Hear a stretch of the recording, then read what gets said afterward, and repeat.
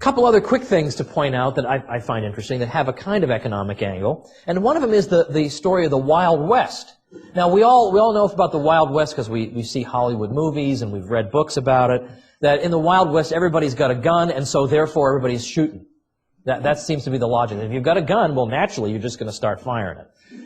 And it seems like the truth, though, in recent years, scholars have uncovered that our understanding of the Wild West is about 180 degrees wrong.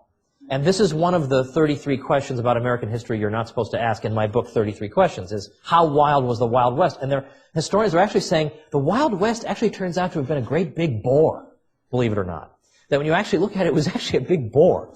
Larry Schweikert from the University of Dayton has estimated that fewer than a dozen bank robberies occurred in the entire frontier West from 1859 to 1900. So this means that there are more bank robberies in modern-day Dayton, Ohio, where Larry Schweikert teaches, in a single year, than there were in the entire Old West period. Now, Buffalo Bill Cody went around telling people that he had been wounded in battles with the Indians 137 times.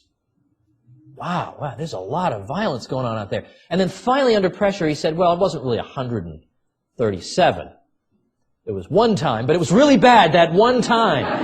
It's really bad. But it was that this sells dime novels better if you say you were wounded 137 times. So actually the evolving consensus seems to be that the Wild West was not really quite so wild. In fact, there's a book called The Not So Wild Wild West that came out a few years ago from Stanford University Press, elaborating on this and displaying some of this important scholarship.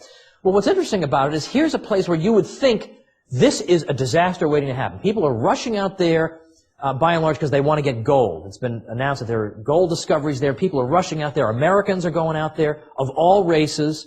There are people from Europe going to California. There are people from China going to California to get gold. No one intends to make his home there. People are going to get their gold and get out.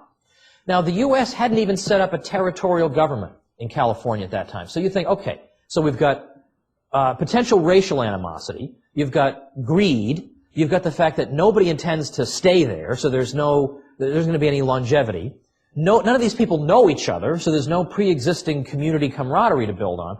This is a freaking disaster waiting to happen. And yet, through basically free market institutions, people voluntarily established organizations that defined and defended property rights, that adjudicated disputes.